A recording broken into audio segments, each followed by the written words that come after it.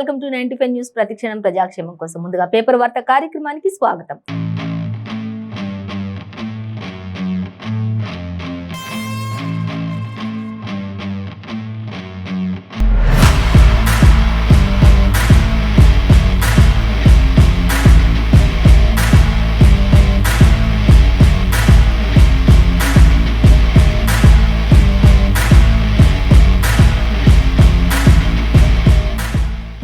ఈ రోజు మన ముందు వెలుగు దినపత్రిక, నమస్తే తెలంగాణ, ఆంధ్రజ్యోతి దినపత్రికలోని ఏ దినపత్రికలో ఏ వార్తలు ఉన్నది మనం మొదటగా చూసుకున్నట్లయితే ఆంధ్రజ్యోతి దినపత్రిక చూసుకుందాం. ఆంధ్రజ్యోతి దినపత్రిక మనం ఫస్ట్ చూసినట్లయితే ప్రధానంగా ఎయిర్పోర్ట్ మెట్రోకు అంతర్జాతీయ టెండర్లు అనేది ప్రధాన వార్తగా ఇచ్చారు. సో తర్వాత జనం డబ్బు కారుకు డప్పు అంటూ మరొక వార్త అయితే మనకి ప్రధానంగా ఆంధ్రజ్యోతి దినపత్రికలు ఇచ్చారు. ఇక సర్కార్ రియల్ బేరం అంటూ ఇక భూములకు సంబంధించి అసైన్డ్ ప్రభుత్వ భూములకు సంబంధించి కూడా కొన్ని హెడ్లైన్స్ అయితే మనకి ఇక్కడ ఇచ్చారు. సో దానికి సంబంధించి కూడా డీటెయిల్స్ మనం చూసుకుందాం.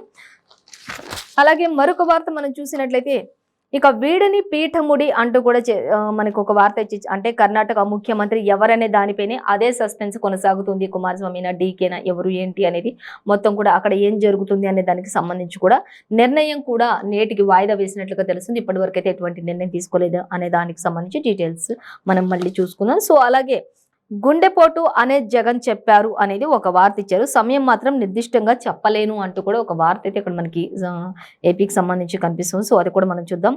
హీట్ వేవ్ వారం అంటూ మనకి ఇక్కడ ఇచ్చారు. ఇక రాష్ట్రంలో 7 రోజుల పాటు అధిక ఉష్ణోగ్రతలు ఉంటాయని చెప్పేసి మనకి ప్రస్తుత వాతావరణ శాఖకు సంబంధించి కూడా మనకి వివరాలు తెలుసుకుందాం. అలాగే అవాచ్య నష్ట పరిహారం ఏది అంటూ కూడా, అంటే ఇంతవరకు సమీక్ష నిర్వహించని వ్యవసాయ శాఖ మంత్రి ఇప్పుడు అకాల వర్షాలకు అంతా కూడా నష్టపోతున్నటువంటి మరి రైతులకు, అన్నదాతలకు ఇంతవరకు ఎటువంటి నష్టపరిహారం అందలేదు, అది ఎక్కడ అంటూ కూడా మనకి ఇక్కడ ఒక వార్త అయితే క్వశ్చన్ మార్క్గా ఇచ్చారు. ఇక 18న మంత్రివర్గ సమావేశం ఉండబోతోంది అంటూ ఇంకా మనకి నూతన సచివాలయానికి సంబంధించి కూడా మనకి ఇక్కడ ఇచ్చారు. సో అన్ని కూడా మనం డీటెయిల్స్ గా చూసుకుందాం. అలాగే ఇంకా మెయిన్ ప్రధాన వార్తకు సంబంధించి ఎయిర్పోర్ట్ మెట్రోకు అంతర్జాతీయ టెండర్లు అనేది మనం చూసినట్లయితే ఫస్ట్ దానికి సంబంధించి డీటెయిల్స్ చూస్తే ఇక బిడ్ల శాఖలకు జూలై 5 దాకా కూడా గడువు పొడిగించారు అంటూ ఇచ్చారు. అంచనా వ్యయం చూసుకున్నట్లయితే 5,688 కోట్ల వరకు కూడా అవుతుంది అనే దానికి సంబంధించి, అంటే టెండర్లు, అంటే ఎయిర్పోర్ట్ మెట్రోకు సంబంధించినటువంటి టెండర్లకు సంబంధించినటువంటి వివరాలు ఇవి. అలాగే 9 స్టేషన్లు 9 స్టేషన్లు ఉంటాయి. అవసరాన్ని బట్టి మరో 4 కూడా స్టేషన్స్ ఏర్పాటు చేసే అవకాశం కూడా ఉండొచ్చు ఒకవేళ అనేది మాత్రం మనకి ఇచ్చారు. అలాగే HAML MD NVS రెడ్డి ఈ విషయాలన్నింటినీ కూడా మనకి వివరించారు. సో దీనికి సంబంధించిన మరిన్ని డీటెయిల్స్, ఎప్పుడు ప్రారంభిస్తారు, ఎప్పుడు శంకుస్థాపనలు, భూమి పూజలు ఇవన్నీ జరుగుతాయి, మళ్ళీ ఎప్పటి వరకు ఇది ప్రారంభోత్సవాలు జరుగుతాయి, ఇవన్నీ డీటెయిల్స్ కూడా మనకి 13th పేజీలు ఇచ్చారు. మొత్తంగా అయితే ఎయిర్పోర్ట్ మెట్రోకు అంతర్జాతీయ టెండర్లకు సంబంధించిన డీటెయిల్స్ మాత్రం మనకి 13th పేజీలో చూడొచ్చు. మెయిన్ గా అంటే ఇప్పుడు మనకి ప్రస్తుతానికి ఇచ్చిన హెడ్లైన్స్ అయితే డీటెయిల్స్ అయితే జూలై 5 దాకా గడువు పొడిగించినట్లు, అలాగే దానికి సంబంధించి 5,688 కోట్లు ఖర్చు అవుతాయని, అలాగే 9 స్టేషన్లు, అవసరాన్ని బట్టి మరో 4 స్టేషన్స్ కూడా ఉండొచ్చు అనే దానికి సంబంధించి మాత్రమే ప్రస్తావించారు ప్రధాన పేజీలో. సో మరొక వార్త మనం చూద్దాం. ఇంకా జనం డబ్బు కారుకు డప్పు, ప్రభుత్వ సొమ్ముతో బీఆర్ఎస్ పార్టీకి ప్రచారం కొనసాగిస్తూ ఉన్నారు అనేది కూడా తెలుస్తుంది. సో ఆల్రెడీ మనం ఇంతకు ముందే చెప్పుకున్నాం. ఇంకా ఇప్పుడు పార్టీ గెలుపు కోసం 200 కోట్ల దాకా దాదాపుగా ఖర్చు చేస్తూ ఉన్నారు టీఆర్ఎస్ ని బీఆర్ఎస్ గా మార్చిన తర్వాత అనే దానికి సంబంధించి డీటెయిల్స్ అన్ని కూడా మనం నిన్న చూసుకున్నాం. అలాగే సేమ్ యాస్ట్రీస్ గా ఈరోజు కూడా ఇచ్చారు.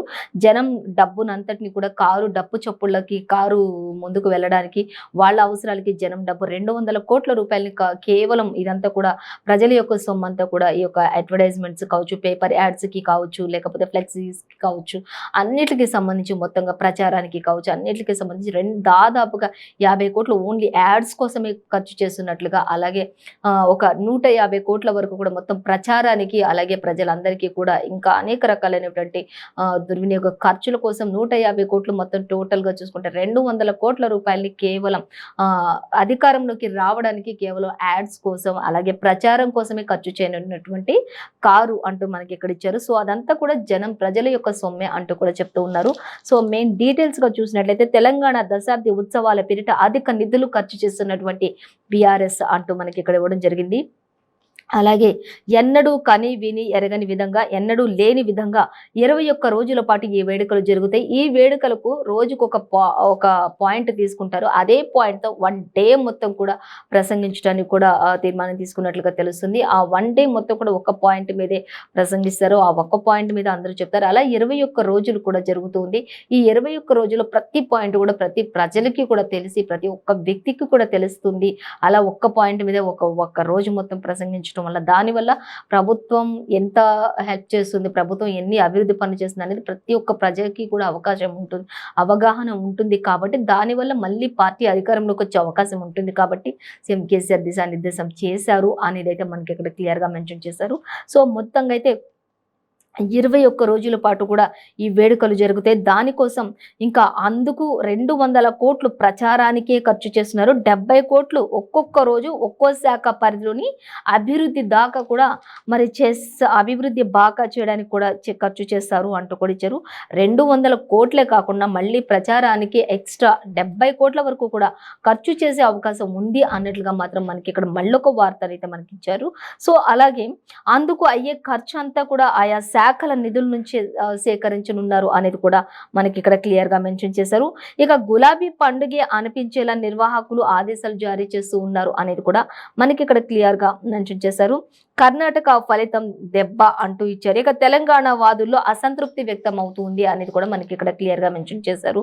సో ఇప్పుడు కర్ణాటకలో కాంగ్రెస్ వచ్చిన నేపథ్యంలో గెలుపొందిన నేపథ్యంలో ఒకంత భయం కూడా ప్రతి పార్టీలో కూడా మొదలైంది అనేది అయితే చెప్పుకోవచ్చు. సో దీనికి ఇంత ఖర్చు చేయడానికి కారణం, ఇంత ఎక్కువగా ఖర్చు చేస్తూ ఇంత జనాల్లోకి ఈ విధమైనటువంటి ఖర్చుతో ముందుకు వెళ్ళడానికి కారణం కూడా కేవలం కర్ణాటకలో కాంగ్రెస్ గెలుపుని ఉద్దేశించి, అలాగే నెక్స్ట్ ఆ పరిస్థితి మనకి రాకూడదు ఒకవేళ అనేటట్లుగా ముందుగానే ప్రజలందరినీ కూడా మమేకమై అందరి దగ్గరికి వెళ్ళి ప్రతి ఒక్కరికి కూడా అభివృద్ధి పనుల గురించి వాళ్ళు సంతృప్తికరంగా ఉండే విధంగా వాళ్ళని ప్రతి ఒక్క ఇంటికి ప్రతి ఒక్క ప్రజకి కూడా ఇది చేరే విధంగా చేయాలనేది ఆ యొక్క ఉద్దేశంతో ఈ యొక్క 21 రోజులు మరి పండుగ వేడుకలు జరుపుతారు అనేది మనకి ఇక్కడ క్లియర్ గా మెన్షన్ చేశారు ఆంధ్రజ్యోతి దినపత్రికలు.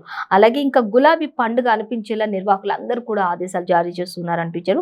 కర్ణాటక ఫలితం దెబ్బకు తెలంగాణ వాదులో కొంత తృప్తి వ్యక్తం అవుతుంది అంటూ ఇచ్చారు. అలాగే చూసి ఇక వాటిని అధిగమించేందుకు ప్రత్యేక కార్యాచరణ కూడా రూపొందించారు అనేది కూడా మనకు అర్థమవుతుంది.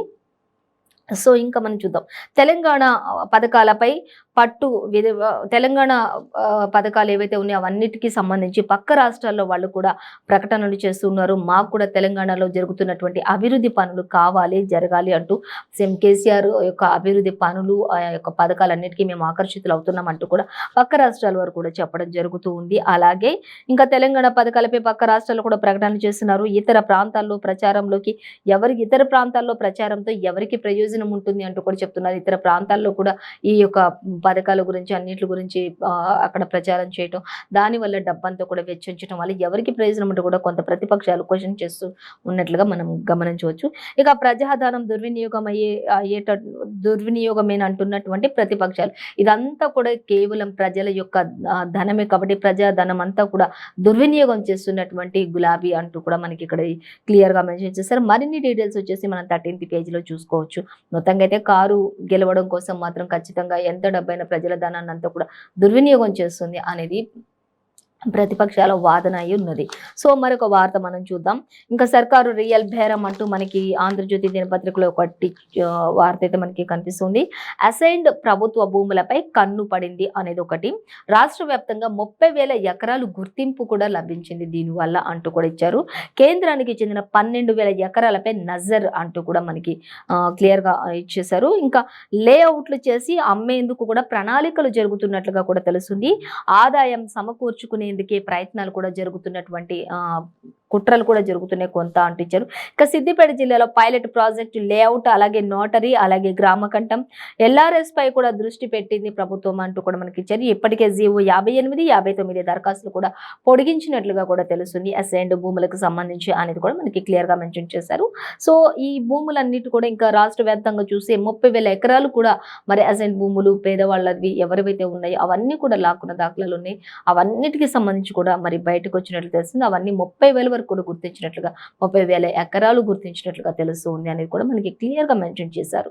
సో అలాగే మరొక వార్త చూసినట్లయితే 18న మంత్రివర్గ సమావేశం ఉంటుంది అనేది మనకు ఒక వార్త అయితే కనిపిస్తుంది. ఇక్కడ కొత్త సచివాలయంలో తొలిసారి దశాబ్ది ఉత్సవాల నిర్వహణ, అలాగే దళిత బంధుకు సంబంధించి గృహలక్ష్మి చార్జ్కు సంబంధించి, అలాగే ఎమ్మెల్సీ అభ్యర్థుల పేర్లు కూడా ఖరారు చేయబోతున్నారు. ఫస్ట్ స్టెప్ అంటే నూతన సచివాలయంలోకి వెళ్ళిన తర్వాత ఇప్పటి వరకు వాళ్ళు భేటీ జరగలేదు కాబట్టి ఇప్పుడు నూతన సచివాలయంలో ఈ నెల 18న ఖచ్చితంగా అక్కడ తొలి భేటీ నిర్వహించబోతున్నారు అనేది కూడా తెలుస్తుంది. పాత సచివాలయంలో అయితే మార్చిలోనే ఆఖరి భేటీగా గమనించవచ్చు. సో ఇప్పుడు తొలి భేటీ మాత్రం ఇప్పుడు ఈ నెల 18న మే 18న ఖచ్చితంగా నూతన సచివాలయంలో జరుగుతుంది. అనేక విషయాలపై అక్కడ చర్చ జరుగుతుంది అనేది కూడా నూతన ఎమ్మెల్సీలుగా కూడా కొంతమందిని ప్రకటించే అవకాశం కూడా ఉంది. అవన్నిటికీ సంబంధించి ఆ రోజు భేటీలో మాట్లాడతారు అనేది మనకి ఇక్కడ క్లియర్ గా మెన్షన్ చేశారు సీఎం కేసీఆర్. అలాగే మరొక వార్త మనం చూస్తే వీడని పీఠముడి అనేది మనకి ఎక్కడైతే తెలుస్తుంది. కాంగ్రెస్ గెలుపొందిన నేపథ్యంలో ఎవరికి సీఎం కుర్చీ వరిస్తుంది, ఎవరిని వరిస్తుంది అనే దానికి సంబంధించి ఇక కర్ణాటక ముఖ్యమంత్రి ఎవరు అనే దానిపైన అదే సస్పెన్స్ కొనసాగుతుంది. ఈ రోజు మరి నిర్ణయించడానికి అధిష్టానం కూడా నిన్న వాయిదా వేసినట్లుగా తెలుస్తుంది. నిర్ణయం తీసుకునేడానికి నేటికి వాయిదా వేసిన అధిష్టానం అనేది కూడా మనకి క్లియర్ గా మెన్షన్ చేశారు. ఇక చేస్తే సీఎం చేయండి, లేదంటే ఎమ్మెల్యేగానే ఉంటా అంటూ మరొక వార్త అయితే మనకి ఇక్కడ కనిపిస్తుంది. దళితుడికైనా సరే ఇవ్వండి, సిద్ధుకు మాత్రం ఇవ్వద్దు అంటూ ఒక వార్త కనిపిస్తుంది ఇక్కడ. ఇక కాంగ్రెస్ అధ్యక్షుడు ఖార్గేకు తేల్చి చెప్పిన డీకే శివకుమార్ అంటూ కూడా మనకి ఇక్కడ అర్థమవుతుంది. ఇక పార్టీ చీఫ్ నివాసంలో అరగంట పాటు సమావేశం జరిగింది. మెజారిటీ ఎమ్మెల్యేలు సూచించిన వరకే పీఠం దక్కుతుంది అంటూ కూడా అధిష్టానం చెప్తోంది. అలాగే సిద్ధు స్పష్టీకరణ చేశారు. అలాగే ఈయనకే రాహుల్ మద్దతు పలికే అవకాశం కూడా ఉండొచ్చు అంటూ ఇచ్చారు.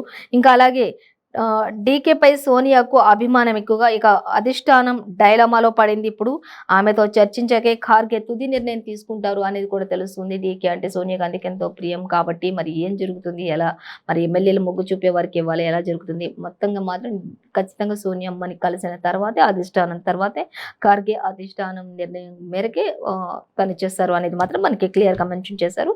మొత్తంగా అయితే ఎవరు కర్ణాటక ముఖ్యమంత్రి అనే దాంట్లో వీడని సస్పెన్స్ అనేది తెలుస్తుంది. నేటికి వాయిదా వేశారు. సో నెక్స్ట్ ఏం జరుగుతుంది అనేది చూడాలి.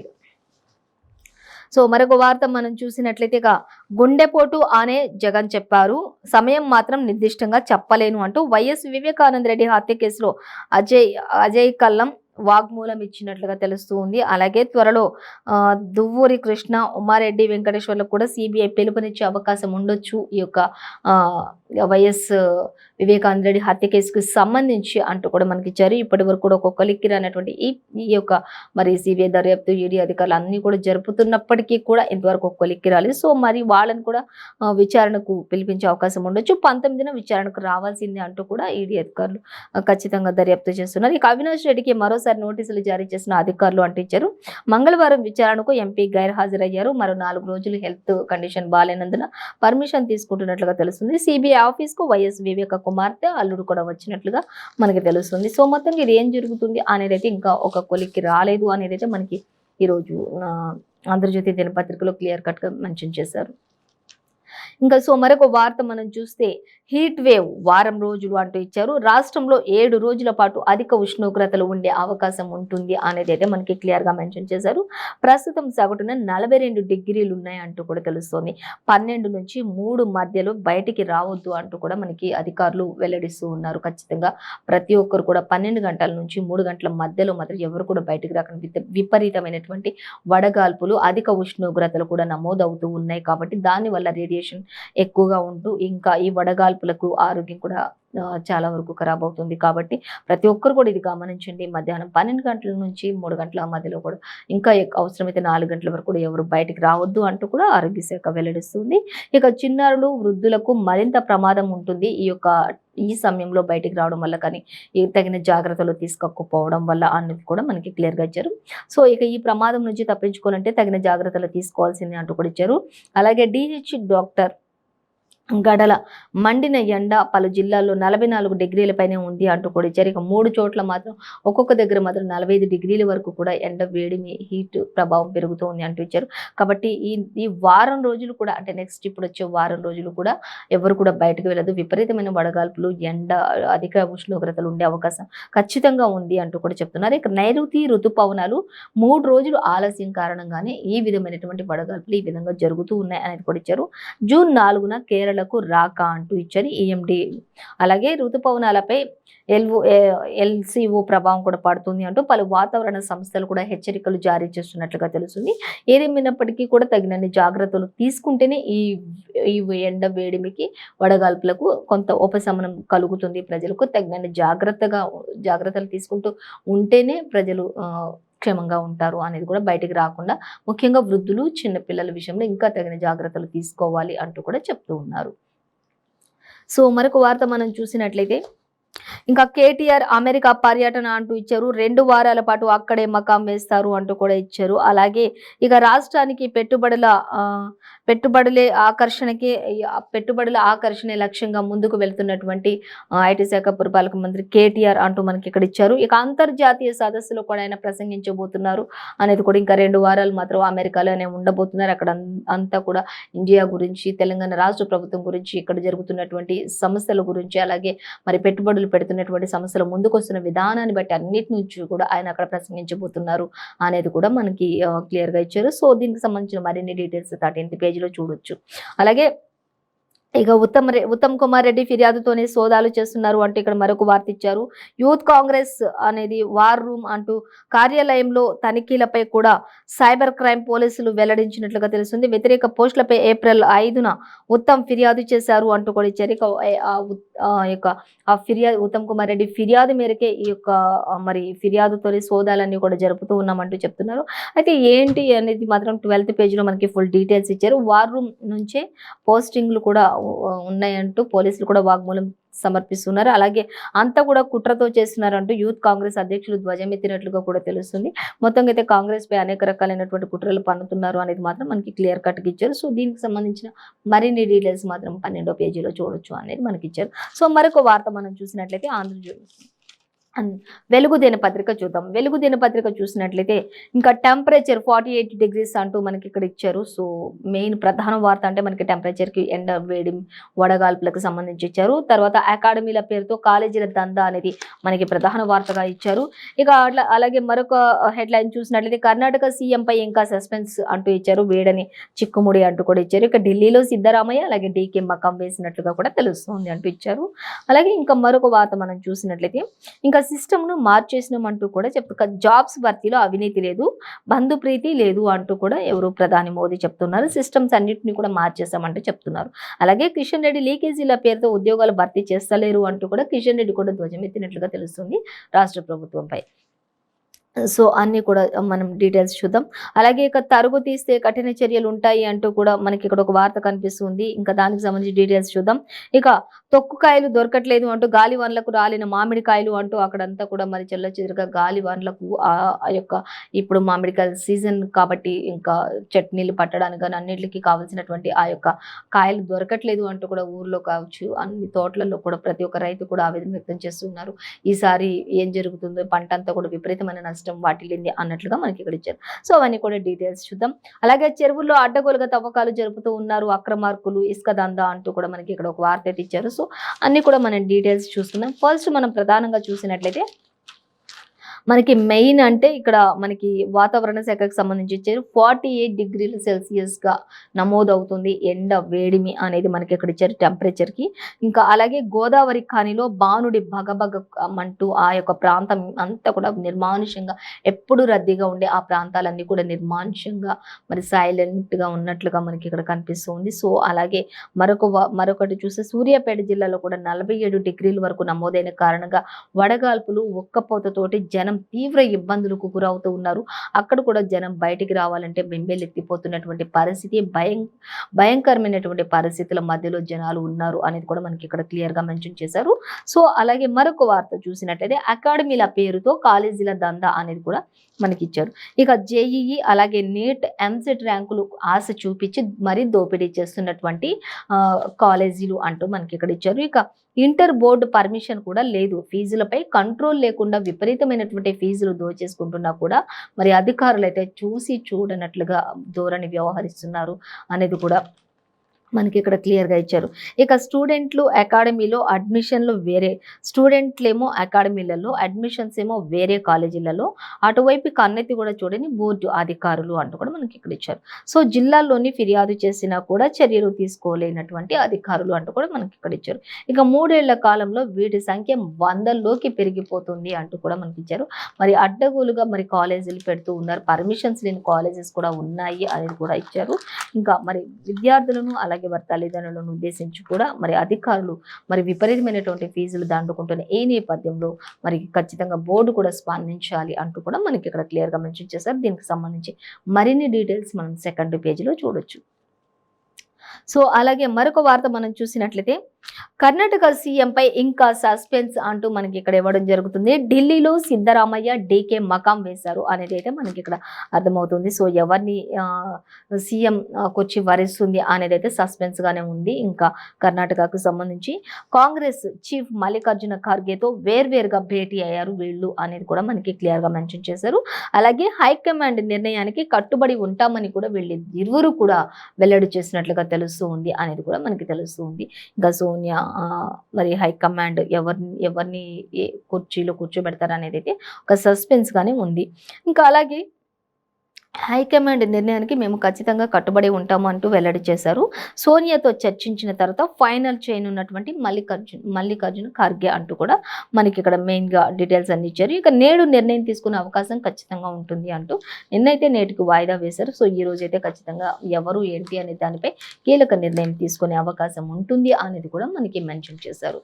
సో అలాగే మరొక వార్త మనం చూసినట్లయితే ఇంకా జాబ్స్ భర్తీలో అవినీతి లేదు అంటూ బంధు ప్రీతి కూడా లేదు అంటూ ప్రధాని మోదీ చెప్తూ ఉన్నారు. సో దానికి సంబంధించి సిస్టమ్స్ ను కూడా మార్చేసినామంటూ చెప్తున్నారు. దరఖాస్తు నుంచి రిజల్ట్ దాకా ఆన్లైన్ లోని అంటూ ప్రధాని మోదీ ప్రకటించినట్లుగా మనకు అర్థమవుతుంది.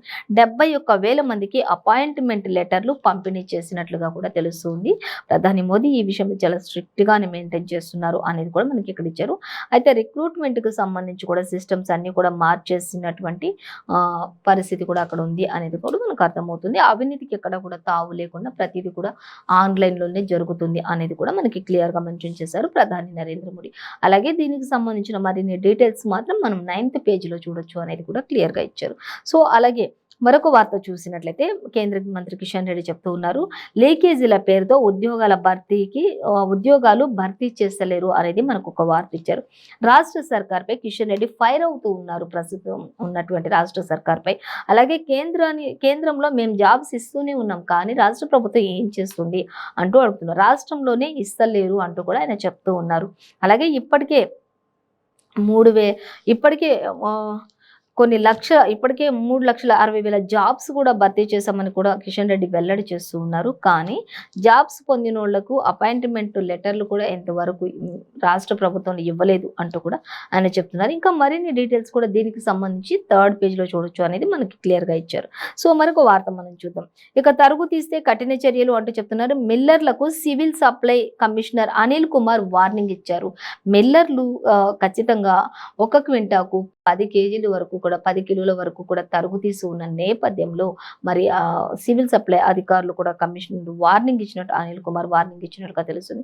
తరుగు తీసినట్లయితే విపరీతమైన తరుగు తీస్తే మాత్రం కఠిన చర్యలు తప్పవు మిల్లర్లకంటూ ఆయన హెచ్చరికలు జారీ చేస్తున్నారు. ఆరోపణలపై విచారణ జరిపిన తర్వాత నివేదిక ఇవ్వాలని కలెక్టర్లకు ఆదేశాలు జారీ చేశారు. ఇక ధాన్యం బస్తాలు వెంటనే దించుకునేలా కూడా చూడాలని కూడా సూచన చేశారు. ధాన్యం బస్తాలు మరి చాలా వరకు అన్నీ కూడా క్యూ లైన్‌లో ఉంటూ రోజుల తరబడి, వారాల తరబడి అక్కడే వేచి ఉంటున్న నేపథ్యంలో అన్నదాతలు ఎన్నో ఇబ్బందులు ఎదుర్కొంటున్న నేపథ్యంలో ఖచ్చితంగా అవి రాగానే కూడా దించి వాటి యొక్క పరిస్థితినంతా గమనించేసి వారిని త్వరగా పంపించేసి కొనుగోలు చేయాలి. తరుగు కూడా ఎక్కువగా తీయొద్దు. తీస్తే కఠిన చర్యలు ఉంటాయి అనేది కూడా క్లియర్‌గా మెన్షన్ చేశారు. సో, దానికి సంబంధించిన మరిన్ని డీటెయిల్స్ కూడా మనం 4th పేజ్‌లో చూడొచ్చు. ఏదేమైనప్పటికి కూడా తరుగు తీయొద్దనేదైతే ఖచ్చితంగా వార్నింగ్ ఇచ్చారు అధికారులు అనేది తెలిసింది. వెంటనే కొనుగోలు కూడా చేయాలి. ఎక్కువగా వెయిటింగ్ లిస్ట్‌లో పెట్టొద్దు అంటూ కూడా మనకి చెప్తున్నట్లుగా తెలుస్తుంది. సో, మరొక వార్త మనం చూద్దాం. మరొక వార్త మనం చూసినట్లయితే వెలుగు దినపత్రికలో ఇక తొక్కు కాయలు దొరకట్లేదు అంటూ ఇచ్చారు. గాలివాన్లకు రాలి పడినటువంటి మామిడి కాయలు అనేది కూడా మనకి క్లియర్ గా మెన్షన్ చేశారు. ఇంకా అలాగే గతేడాదితో పోలిస్తే రేట్లు కూడా డబల్ అయిపోయినట్లుగా తెలుస్తుంది. ఎందుకంటే అకాల వర్షాలకు నష్టపోయినటువంటి రైతులు ఈ కారణంగా డబల్ రేట్లు పెరిగిపోయాయి లాస్ట్ ఇయర్ తో పోల్చుకుంటే అనేది కూడా మనకి ఇచ్చారు. ఇంకా క్రమంగా తగ్గుతూ ఉన్నటువంటి తొక్కు మామిడి సాగు అంటూ కూడా ఇంకా ఇప్పుడు మామిడికాయలు సీజన్ క్రమంగా తగ్గిపోతూ ఉంది. ఇంకా తొక్కు పెట్టుకునే వాళ్ళకు కూడా పెట్టుకునే ఛాన్స్ లేకుండా అనేది కూడా మనకి ఇక్కడ క్లియర్ గా మెన్షన్ చేశారు. సో, బంగినపల్లి అలాగే దసేరి వైపే రైతులు ఎక్కువగా మొగ్గు చూపుతూ ఉన్నట్లుగా తెలుస్తుంది అనేది కూడా మనకి క్లియర్ గా మెన్షన్ చేశారు. సో, ఇప్పుడు ప్రస్తుతానికైతే ఒకప్పుడు అన్ని రకాల కాయలు దొరికేవి, కానీ అకాల వర్షాలకు గాలివాన్లకు కాయలన్నీ కూడా నేల రాలిపోయిన నేపథ్యంలో ఇప్పుడు ఎక్కువగా అయితే ఏం దొరకట్లేదు. దొరికిన వాటిపైన ప్రజలు కాస్త మక్కువ చూపుతున్నారు అనే దానికి సంబంధించి డీటెయిల్స్ ఇచ్చేసారు మనకి. మరొక వార్త మనం చూద్దాం. ఇక చెరువుల్లో అడ్డగోలుగా తవ్వకాలు జరుపుతూ ఉన్నారు అనేది మనకు ఒక వార్త అయితే కనిపిస్తుంది ఇక్కడ. ఇంకా చూస్తే కాంట్రాక్టర్లు అలాగే రియాల్టర్లపై ఇటుక బట్టీలపై కూడా మట్టిని అమ్ముకుంటున్న లీడర్లు అంటూ కూడా మనకి ఇక్కడ ఇచ్చారు. ప్రతి ఒక్కరు కూడా లీడర్ల పేరు చెప్పుకొని అక్కడ మట్టిని విపరీతంగా అక్రమంగా అడ్డగోలుగా ఆ యొక్క మట్టిని తవ్వకాలు జరుపుతూ ఉన్నారు అంటూ చెరువుల్లో కూడా ఎక్కడ చూసినా కూడా గోతులే కనిపిస్తూ ఉన్నాయి. మరి ఆ చెరువులో ఆ గోతులు తీయడం వల్ల కూడా ఇంకా అక్కడ ఉన్నటువంటి తేమ అంతా కూడా దెబ్బతినే అవకాశం ఉంటుందని మనకి ఇచ్చారు.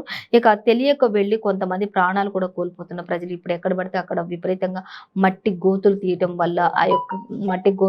వల్ల అక్కడ అంతా కూడా విపరీతమైన వాతావరణం కనిపిస్తూ ఉండడం వల్ల కొన్ని వర్షాలు పడినప్పుడు ఆ గోతులలో మరి తెలియక కొంతమంది వెళ్ళి ప్రాణాలు కూడా కోల్పోతున్నటువంటి పరిస్థితి. కాబట్టి ఇలాంటివన్నీ కూడా మరి అధికారులు చూసి చూడనట్లు వదిలేకుండా తగిన జాగ్రత్తలు తీసుకోవాలి అంటూ కూడా మనకి ఇక్కడ క్లియర్గా మెన్షన్ చేశారు. సో, దీనికి సంబంధించి మరిన్ని డీటెయిల్స్ కూడా మనం 2nd పేజ్లో చూడొచ్చు. మరొక వార్త మనం చూసినట్లయితే నమస్తే తెలంగాణ చూద్దాం.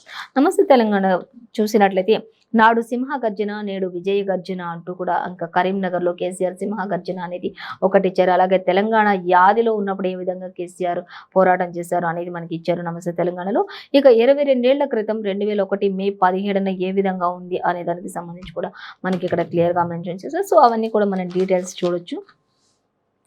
ఇక ఒకప్పుడు మరి సింహ గర్జన చేశాడు, నేడైతే విజయ గర్జనతో ముందుకు వెళ్తున్నారు సీఎం కేసీఆర్. మహారాష్ట్రలో కూడా రైతు బంధు ఇవ్వాల్సిందే అంటూ కూడా ఇక్కడ మనకు ఒక వార్త అయితే సంచలనంగా కనిపిస్తుంది. నేడు బీఆర్ఎస్ కీలక భేటీ అంటూ ఇచ్చారు. దశాబ్ది వేడుకలపై కేసీఆర్ దిశానిర్దేశం చేస్తూ ఉన్నారు అనేది కూడా ఇచ్చారు. రేపు కేబినెట్ లో సమావేశం జరుగుతుంది. ఈ నెల 18 అంటే రేపు ఖచ్చితంగా తొలి సమావేశం కొత్త సచివాలయంలో తొలి భేటీ అనేది మనకి క్లియర్ గా మెన్షన్ చేశారు. ఇప్పటి వరకు అయితే భేటీ జరగలేదు. కొత్త సచివాలయం ప్రారంభించిన తర్వాత ఇక రేపు తొలి భేటీ జరగబోతోంది. దాని అక్కడ ఎన్నో నిర్ణయాలు తీసుకునే అవకాశం కూడా ఉంటుంది అంటూ మనకి క్లియర్ గా మెన్షన్ చేశారు. ఇక రైతు బంధు ఇవ్వాల్సిందే మహారాష్ట్రలో కూడా అంటూ ఇచ్చారు. ఆత్మహత్యలు ఆగాలంటే ఇది తక్షణం అవసరం అంటూ కూడా చెప్తూ ఉన్నారు. అలాగే సీనియర్ ఐఏఎస్ సునీల్ కేంద్రేకర్ ఒక సూచన చేశారు. ఆయన ఔరంగాబాద్ డివిజనల్ కమిషనర్ గా కూడా ఉన్నారు అనేది కూడా మనకి క్లియర్ గా మెన్షన్ చేశారు. సో, మనకి ఇంకా కొత్తగూడెం భగభగ అంటూ ఇచ్చారు. సో, ఈ రోజు మనం ఏ పేపర్ లో చూసుకున్నా కూడా ఎండల గురించి, అలాగే కేరళలో సీఎం ఎవరు అనే దాని గురించి, ఇంకా తొలి సచివాలయంలో తొలి భేటీ గురించి, ఇంకా రైతు బంధు, ఇలా అన్ని రకరకాల వార్తలతోటి మనం ప్రతి పేపర్ లో కూడా సేమ్ యాజ్ ఇట్ ఈస్ గా ఇచ్చారు. కాబట్టి సో ఇదండి ఇవాల్టి పేపర్ వార్త కార్యక్రమంలోని విశేషాలు. మరో పేపర్ వార్త కార్యక్రమంతో మళ్ళీ రేపు కలుసుకుందాం. చూస్తూనే ఉండండి అందరికీ 95 న్యూస్.